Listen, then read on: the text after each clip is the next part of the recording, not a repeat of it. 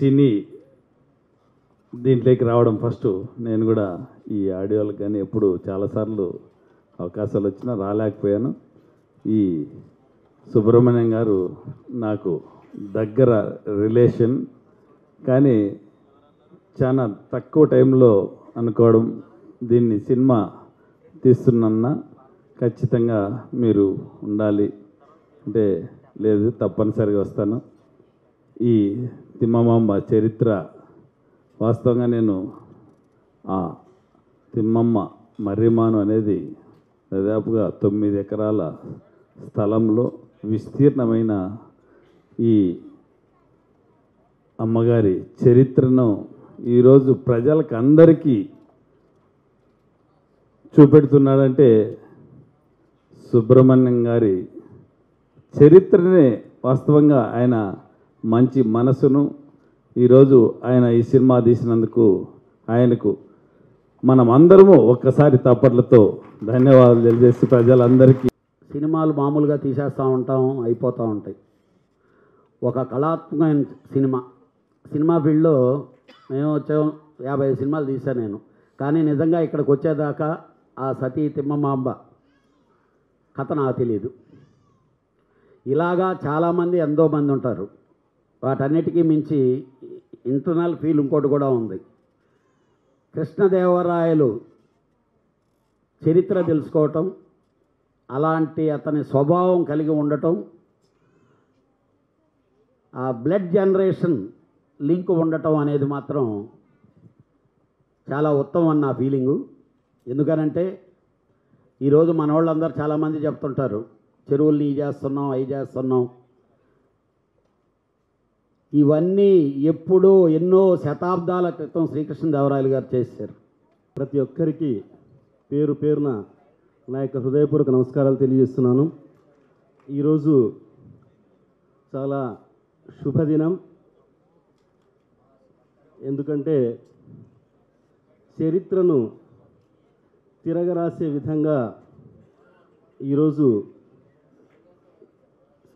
పెదరాసు సుబ్రహ్మణ్యం గారు నిర్మాతగా, అదేవిధంగా కథా, స్క్రీన్ ప్లే, మాటలు, దర్శకత్వం బాలకొండ ఆంజనేయులు గారి యొక్క కథతో ఈరోజు బాలయ్య గారి చేతుల మీదుగా సతీ తిమ్మమ్మ యొక్క ఆడియో రిలీజ్ చేసుకోవడం ఎంతో సంతోషం అని చెప్పేసి తెలియజేస్తూ, ఇక్కడ ఉన్నటువంటి సినీ ఆర్టిస్టులు అయితేనేమి, చాలామంది పెద్దలైతేనేమి, ఈ రోజుల్లో సినిమాలు, అదేవిధంగా మనకు టీవీ సీరియల్స్, దీనిపైన మక్కువగా ఉన్నటువంటి ఈ రోజుల్లో గత చరిత్రను గురించి తెలిపే గత కళాకారులు కానీ లేదా కళలు కానీ ఈరోజు కనుమరుగవుతున్నటువంటి సందర్భంలో ఇలాంటి చిత్రాలు తీసి చరిత్ర ఈ విధంగా ఉంది అని చెప్పి ప్రజలకు అందరికీ తెలియజేస్తున్నటువంటి, నాకు చాలా కాలం నుంచి పరిచయం. తను ముందు సినిమాల్లో పాటలు రాసేవారు.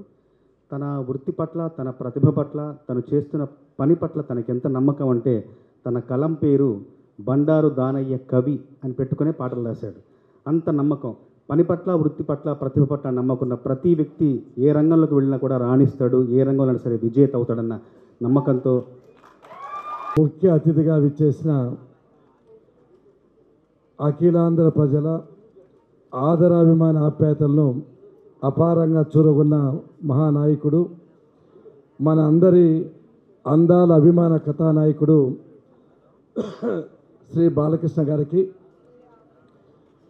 ఆంధ్రప్రదేశ్ పౌర సంబంధాల శాఖ మంత్రులు సొంది అనంతపురం జిల్లాలో కదిరి తాలూకాలో గూటిబైలు గ్రామంలో ప్రపంచ ప్రఖ్యాతిగాంచిన ఒక మహావృక్షం ఉంది. అదే తిమ్మమ్మ మర్రిమాను. 7 ఎకరాల విస్తీర్ణంలో ఉంది. గిన్నిస్ బుక్ రికార్డ్స్లో కూడా 1989 సంవత్సరంలో నమోదైంది. పరిటాల సంవత్సరాలుగా నా ప్రయాణం సాగుతుంది ఈ ప్రొడ్యూసర్ గారితో. బాలయ్య బాబుతో ఇంతకుముందు నేను నాటుకోడి కూర మాపటేళ్ళకు రారనే కత్తి సినిమాలో ఆయన చేతుల మీదుగా షీల్డ్ తీసుకుని ఆయన నోట నా మాట పలికినప్పుడు నేను చాలా ఆనందపడ్డాను. బండారు దానేకవి రాసిన పాట చాలా బాగుందని గుర్తు చేశారు బాలయ్య గారు. అంత చిన్న విషయాన్ని ఆయన గుర్తు చేయాల్సిన అవసరం లేదు, కానీ కళాకారులన్నా సినిమా అన్న ఆయన ప్రాణం. మొన్న ఎగ్జాంపుల్ చెప్తాను ఒకటి బాలయ్య గారిది. బాలయ్యని పిలవడానికి ఇంటికి వెళ్ళినప్పుడు నిర్మాత గారు దర్శకులు మాత్రం లోన వెళ్ళారు, మేము బ్యాడ్ లక్ బయట ఉండిపోయాము. అయితే బాలయ్య బాబు తన సెల్ ఫోన్ తీసి బయట టెక్నీషియన్స్ ఎవరైనా ఉన్నారా పిలుద్దామని అన్నప్పుడు నిజంగా బాలయ్య సినిమాని ఎంత గౌరవిస్తాడో, సినిమా మాస్టర్ ఎంత గౌరవిస్తాడో ఈ వేదికే మీకు ఒక చిన్న ఉదాహరణ.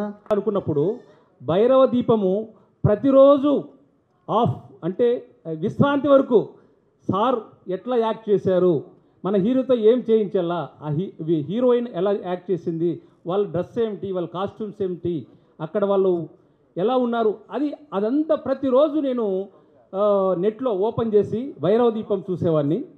అలా బాలయ్య గారు ఆ గుర్రాలపైన పరిగెత్తించడం కానీ అది చాలా చాలా చాలా ఎంతో గొప్పగా ఉన్నాయన్నమాట.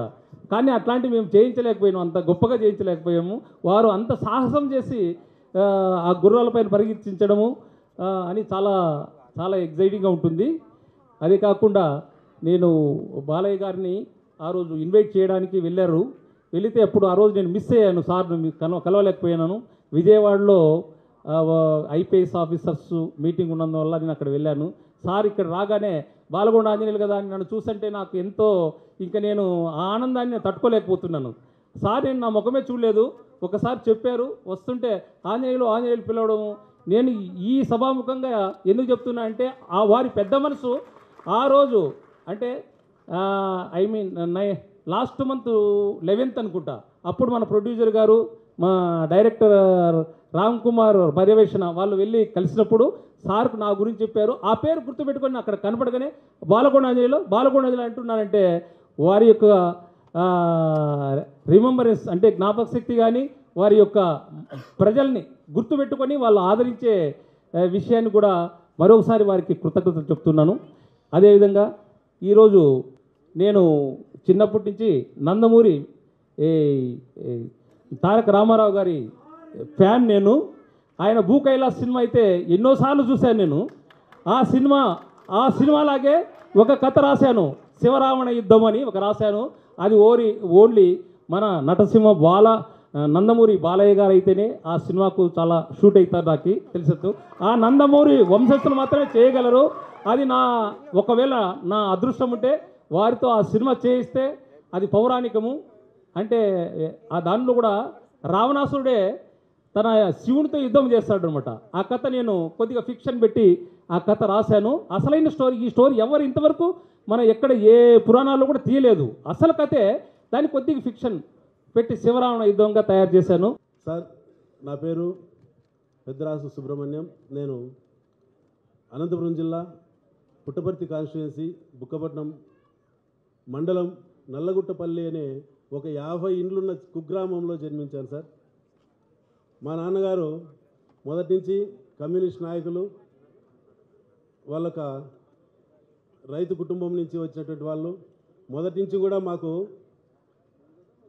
చదువుకునేటువంటి సమయంలో నేను ఎందుకు చెప్తున్నా అంటే మన పెద్దలు ఎప్పుడు కూడా ఏ విధంగా మనం పిల్లలకు చెప్తామో ఆ యొక్క అలవాట్లు పిల్లలకు అలవాటు అవుతాయి అనేటువంటిది నేను ఈ సభ ద్వారా మొత్తము ప్రజలందరికీ కూడా తెలియజేయాలనుకున్నాను. మా కుటుంబానికి ఉన్నటువంటి చరిత్ర ఆయన ద్వారా తెలుసుకొని నేను పెద్ద అయిన తర్వాత ఆ చరిత్రను బయటికి తేవాలనేటువంటి ఉద్దేశం నాకు ఆ రోజే మనసులో పడింది. అందుకే నేను కొద్దిగా నేను చదువు పూర్తి చేసుకున్న తర్వాత నా జీవితాన్ని ప్రారంభించడానికి మొట్టమొదటి కారకులు మా గురువు శ్రీ పల్లె రఘునాథ్ రెడ్డి గారు. వారికి ఈ సభాముఖంగా నా యొక్క పాదాభివందనాలు సార్. ఈరోజు ఈ స్థాయిలో ఉన్నానంటే ముఖ్యంగా ఆయన నాకు ప్రసాదించినటువంటి ఈ జీవితం. రెండవ వ్యక్తి నేను ఈరోజు ఈ స్థాయిలో ఉండడానికి కారణం ఈరోజు మన మధ్యన లేరు. శ్రీ పరిటాల రవీంద్ర గారు ఈరోజు నేను ఆయన ఈరోజు తలుచుకుంటున్నానంటే మా మామగారు, నా భార్య తండ్రి గారు ఇప్పుడు ఆరోగ్యం సరిలేదు ఆయనకు. ఆయన ఒక గ్రామానికి ఒక 20 సంవత్సరాల సర్పంచ్. ఆయన ద్వారా రవి గారి దగ్గరికి వెళ్ళి నేను ఒక విద్యా సంస్థను స్థాపించాలనుకుంటున్నాను.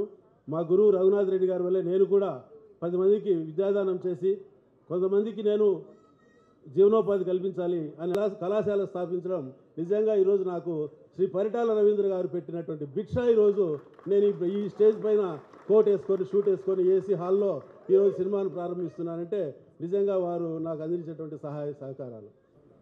అలాగే పాత్రికేయులకు, కళాభిమానులకు, అలాగే నా అభిమానులకు అందరికీ కూడా ముందుగా నా హృదయపూర్వక కళాభివందనాలు తెలియజేసుకుంటున్నాను. చాలా సంతోషంగా ఉంది ఇవాళ. ఎందుకంటే ముఖ్యంగా నేను ఒక అనంతపురం జిల్లా శాసనసభ్యుడు కావడం, అలాగే అనంతపురం జిల్లా అంటే నందమూరి వారి కిల్లా, అదందరికీ తెలిసిన విషయమే. ఎప్పుడో నాన్నగారు ఒకసారి పదవీచ్యుతుడు అయినప్పుడు అప్పుడు కొత్త చెరువు అక్కడి నుంచి ఒక ఉద్యమం లేవదీసి బయలుదేరి మనకి తిరిగి చాలామంది ఎందరో తమ ప్రాణాలను సైతం లెక్క చేయకుండా ప్రాణార్పణలు చేసి తిరిగి ప్రజాస్వామ్యాన్ని నిలబెట్టిన ఒక చారిత్రాత్మకమైన ప్రదేశం కొత్త చెరువు. అలాగే ఆ పక్కన బుక్కపట్నం, అలాగే మిగతా ఈ యొక్క అనంతపురం జిల్లా యొక్క ఈ చారిత్రాత్మక చిత్రం అంటే మన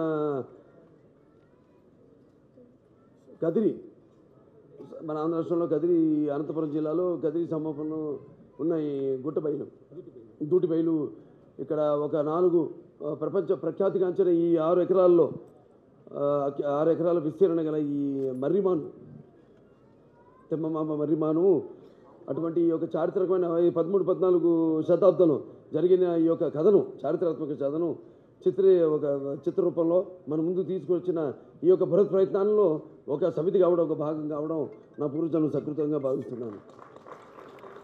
ఎందుకంటే ముఖ్యంగా నాకు ఈ మన తెలుగు భాష అన్న, సంస్కృతి అన్న, సంప్రదాయాలన్నా, ఈ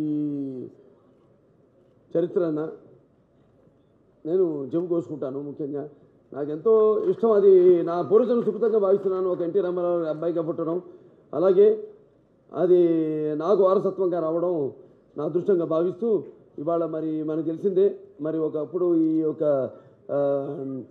సంస్థానాధీశుడైన ఆయన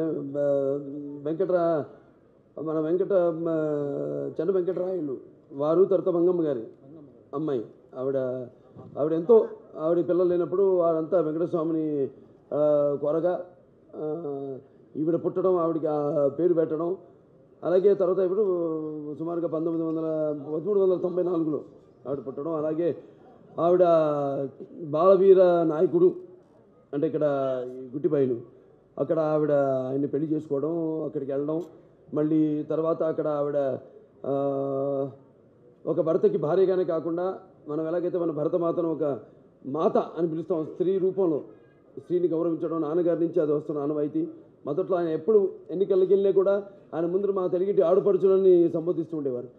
అలాగా ఈరోజు ఒక స్త్రీకి ఉన్న అన్ని కోణాలు అంటే కార్యేషు తాస్య కరణేషు మంత్రి భోజేషు మహాత్య శరణేశ్వరంబ రూపేషు లక్ష్మి క్షమయ ధరిత్రి అన్నట్టు మరి ఆవిడ కూడా ఆ భర్త అనారోగ్య పాలైనప్పుడు ఆవిడ ఒక సాధర్మచారిణిగా, అలాగే ఒక సామాజిక బాధ్యతలను కూడా ఆమె నిర్వర్తిస్తూ భర్త స్థానంలో సూటిగా చూడకు సూదిలా నవ్వకు